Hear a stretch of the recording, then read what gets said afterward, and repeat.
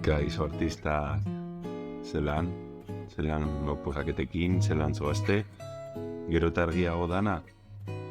Beno, aurreko bideoetan ja azalpen batzuk eman nizkizuen, ez dakit zen moduz dara zuen, eta gogoratu karpeta bat dagoela Driven. Agian faltako zait kasu praktikoena, ez dakit erabilgarri egiten zaizuen nik kasu praktikoetan azaldutakoa, bestela iruzkinetan edo sare sozialetan esan, eta agian igoko ditut eta karpeta bat hemen barruan jarriko ditut.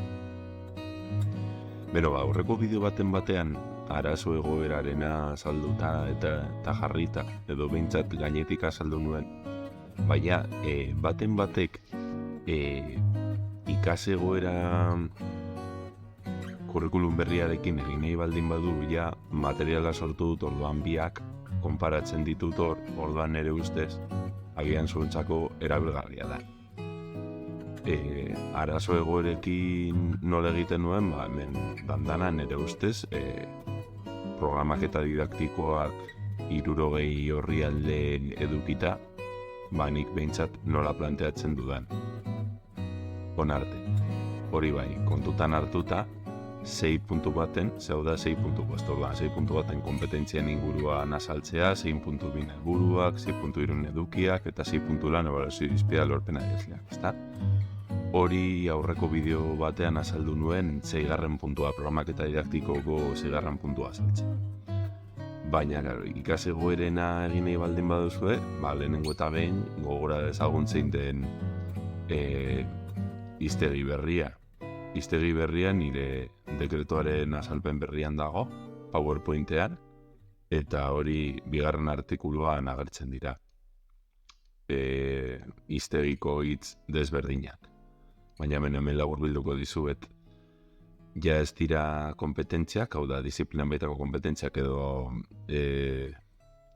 zeharkakoak, baizik eta funtsezko kompetentziak. Hori bat. 2. etapako helburuak izan beharrean kompetentzia espezifikoak dira, ezta? Eta horiekin ibiltzen gara, irteera profilari begira. Bat eta bestean, orain adibide bat ikusiko dugu, gero, edukiak izan beharrean oinarrizko jakintzak deitzen dira, eta bestean nik berdin mantenduko nuke ebaluazio artikulua berdina delako. Orduan jartzea inplikatutako ikasgaiak, saio kopurua, gero ikas egoeraren markoa, horren barruan testu ingurua, delako egoera azteko, abiapuntuan nola hasiko garen, eta azkenek pizpena, sortuko ditugun produktuak. Eta gero proposamenaren justifikazioa, horren barruan gure helburu nagusiak, nik esan nizuen moduan, eta, hau da batez ere gehien kostatzen zaizuena, orduan azalduko dizuet. Aurrekoa kontutan hartuta, hau da aurrekoa ez da, arazo eta begiratu berrian nola egin dut. Jarri ditut hauek, ikasgaiak, kendu ditut baloreak, hemen baloreak 6. mailan baino denak, orduan horret naiz hasiko esaten, eskolak proiektu bat aurkeztu aldunera, ez komplikatu. Orduan testu ingurua, ez da, 3. hiruiokan gaude eta kultura astea modu berezon espatuko genuen, izan ere gure zentroan dagoen kulturen aberastasuna ezagutzaratzeko eta beraztea. Jantokian gertatutakoak planak aldatu dizki. Aste berezi bat genuen, pentsatuta catering enpresari kontratutako menuekin, baina lan egoera langileen gantik erba egitera garamatza. Aste horretan zentroan bazkaldu ezinik gutxiz, ezta? Orduan, abia puntua. Talde handian, errezeta adibide batzuk ikusiko ditugu jolas batzuekin batera, umeek, beraiek nahi dituztenak aukeratu alizateko. Bakoitzak aukeratuko duen errezeta egin alizateko, oinarrizko estrategiak eta gramatika arauak ikasiko dituzte. Aditza, txizkiak eta determinatzaileak besteak beste. Poliki-poliki, zirriborro bat, diseinatuko dituzte, gero haien artean eta irakasleok proposatutako zuzenketekin erosetan. Orduan, zein da azkeneko izpena, egoera hau aukera ezin hobea izango da errezetak argi eta txukun sortzeko. Naiz, errezeta horiek eskolan zerbitzu bat. Beraz, hemen proposamenaren zedea, hor argi eta garbi usten dut zer egingo dugu, baina hau polemikoa da, batzuk egin esango duzu hemen gehiago idatzi behar dudal. Beno, buelta bat emango diot, baina hemen nagur biltzen dut zer egingo dugu, ez da, errezetik. Argudiak eta kurrikularra hemen orain ikusiko dugu, justo zer landuko dugun. eta azkenik helburuak nik berdin. Zer nola eta zertarako eta honeko kontuekin nik gero balatu alizateko. Nik hori ez nuke aldatuko. Hori bai. Hona dator polemika edo gauzarik zaiena zuontzat. Nola jartzen diren funtsezko kompetentziak, deskriptoreak, kompetentzia espezifikoak eta guzti. Bale, lehenengo eta behin.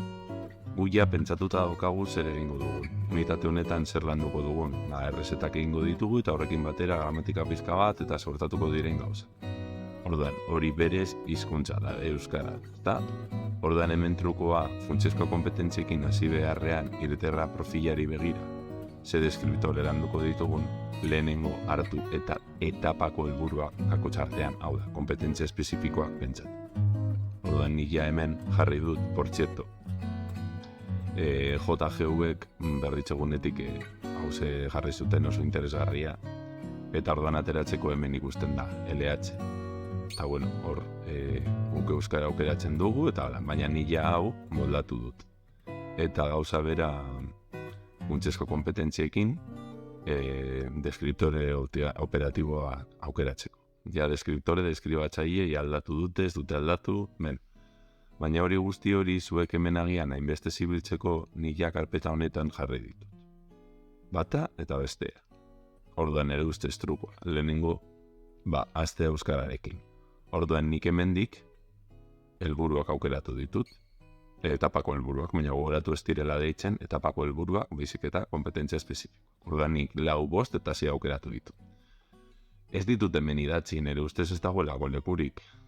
Nik horrela planteatzen dut, eta hemen iaia gauza bera, baina aia hemen edukina jartzeko, oinarrizko jakintzak jartzeko, behintzat idatzita utzi ditut. Baina zuek ikustea bestela ez dugula espaziorik. Nik kalkulatuta ditut, 9 unitate horiek 27 horri alde okupatzea, hau da, 3 bider 9. Orduan, horregaitik da. Orduan, 4, 5 eta 6, hemen daude. Laugarrena da testu idatzi ulertzea eta interpretatzea laburbilduz, bestean da, sortzea, testu horiek sortzea, eta ia 6garrena da informazioarekin ibiltzea, ezta? Orduan, horiek 3 planteatu ditut, eta gero ze ebaluazio irizpide erabiliko ditudan horretarako. Orduan, ebaluazio irizpideak beherago daude, eta nik ze kompetentzia espezifiko aukeratu ditut. 4 garrena, 5 garrena eta 6 garrena. Pues nik hemendik batzuk hartu ditut, karo nik 2. zikloan nago, orduan hemendik batzuk aukeratu ditut. Orduan zintzuk aukeratu ditut, 4.1.2, testu idatzi batzuk irakurriko ditugu eta orduan informazio bateratuko ditugu, eta horrekin ere testu horien ezaugarriak atera daude ditugu, horiek biak hor daude, baina batek esango dit, baina Mikel, hori jarri duzu hor eta orduan ebaluatuko duzu horrekin, baina azkenik ero moldatu dut. Hori hemen dago. Orduan hori da nire iritzia, irakasle baten iritzia. Nik OPA pasatu nuen eta nik horrela ikusten dut, nik horrela moldatuko nuke. Hala ere gehienok horrela ez duzu egingo. Zuek aurreko dekretuarena erabiliko duzue esanez, 2., 4. edo 6. mailan zaudetela. Baina nik hau ere azaltzen nahi naiz, gero, kasu praktikoetan edo nahi baldin baduzu zeo zer berri esan, edo programak eta azaltzean, nik bada espada baten batek behar. Hori bat, eta gero zer behar da, bestea, oinarrizko jakintza, azaltzea ze edukin erabiliko ditugu. Beste polemika bat, nik edukinak hemen laburbildu ditut, oinarrizko jakintzat hemen laburbildu ditut. Ze ezagutza, ze trebetasun eta ze jarrera. Hau kurrikulumetik atera dut, horrela planteatzen du momentuz, jartzen du. Froga behar baduzue begiratu dekretuan eta nola esaten duen. Froga, zuek ikustri. Bai, hemen dago froga, nahi zue. Joaten zarete dekretura eta berriro, 2. Oinarrizko jakintzak esatean, esaten du. Non zaudete, hemen justo behan, orain ez dut topatuko eta txartu geratuko naiz. baina bai non baiten ikusi dute. Oinarrizko jakintza, bai hemen. Ezagutza trebetasun eta jarrera. Bada, espada. Barra egiten hau azareten, Mikel, ez duzu topatuko. Bai, orduan hortik ateratzea. Falta zaitzuei izatea edukinena. Hau da, oinarrizko jakintzen. Orduan hori ja azaldu dizuet, hemen eta hemen jarritakoa, hemen eta hemen jarritakoa, eta falta zizkit oinarrizko jakintzat. Orduan hori kontutan hartuta nik zeintzuk aukeratu ditudan, zer aukeratzen dut? Hori. Pizka bat berago, kontuz, lehen zikloa gertzen da lehenengo, orduan nik bigarren ziklo ikusi behar dut. Orduan bigarren zikloa, nik aukeratu dut hizkuntzak eta berdinztunak eleaniztasuna, eta aukeratu dut euskararen erabilera proaktiboa eskola eta gizarte bizitza. Ben komunikazioaren barruan, zein aukeratu dut idatzizko produkzioa. Eta zentratu nahi zerrezetetan, eta hemendik zehose batera dut. Testu idatzi eta multimodal erraza. Hauze. Hau jartzea bakarrik belau ez dakit komenigarria izango den. Raitik jarri dut. Eta azkena hizkuntzari buruzko hausnarketa, hor batez ere gramatikaren inguruan, den hori ez da, gogoeta metalinguistikoak. Hor zentratu naiz hementxe.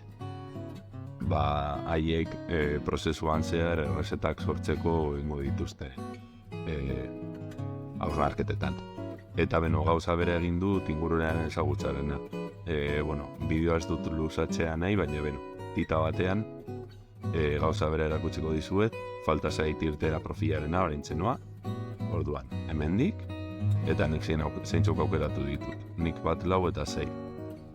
Hor batez ere osasunaren inguruan, hemendik aukeratu ditut, ez dut luzatuko, gero balozi dizkideak, gauza berago baldin bagoaz, bakoitzaren inguruan, 1, 4 eta 6, hemendik aukeratu dut, 4 hemendik, eta 6 hemendik. Hau da, esaten ari naiz, hau bestean landuko dena, baina nik jartzen dut haiek erlazio dagoela kontutan hartzeko. Eta hori agertzen da atala. Ze falta zaigu deskriptoreena, hau da gehien kostatzen zaizuen, orduan. Hemen esaten dudana da, ze funtsezko kompetentzia lantzen ditugun. Kompetentzia euskara ikasgai honetan. Kompetentzia espezifikoekin lotuta daudena, etapako helburuekin lotuta daudena. Orduan, adibide bat ipinita. Nik hau dena sortu zueko beto ikusteko, baina zue jakitea hemen gida bat dagoela deskribatzaile horiek gure ikasgaiekin lotzeko. Orduan eman begirada bat. Hala ere ni herrira noa, eta orduan oso dokumentu sinpleak dira, eta hau da irtera profilari begira zer nahi dugun gure umeek lehen hezkuntza osatzean bermatzea. Bermatzea, eskuratzea, ondo egin. Orduan nik ze deskribatzaile operatibo jarri ditudan? 1, 2 eta 3. Kompetentzia honetan. Hizkuntza komunikaziorako kompetentzia. 1, 2 eta 3. Orduan erlazionatuta daude errezetak sortzearekin, ez da kompetentzia honen barruan. Beste bat, kompetentzia digitalean ere zehozer jarri dut. Kompetentzia digitalean, 1, 2 eta 3 eta gauza bera sortutako eduki horrekin haiek edo ordenagailuz edo topatutako informazioarekin honi esker gure umeek lehen hezkuntza bukatzean zer lortuko duten. Eta azkenik, aipatuta neukanez kompetentzia pertsonal sozial eta ikastekoa, hemendik 2 aukeratu ditut, 1 eta 3. Eta horrela, haiek errezetak erakustean eta kultura desberdinetakoak izan da emozioak eta gauza batzuk sartzen direlako eta estrategia metalinguistikoak. Eta hori da guztia aukerezpanago, orduan gogoratua artxiboa hemen dagoela, gero beste karpetak. ea ulertzen duzuen, edo bestela galdetu. Gero bestea da txuriz, zuek zer diseinatu nahi baldin baduzu. Beno, erabilgarri egingo zaizuelakoan, artistak, beste bat arte, eta aurten, bai! Eta zuk nola esaten duzu, deskriptore operatiboak edo eskribatzaile operatiboak?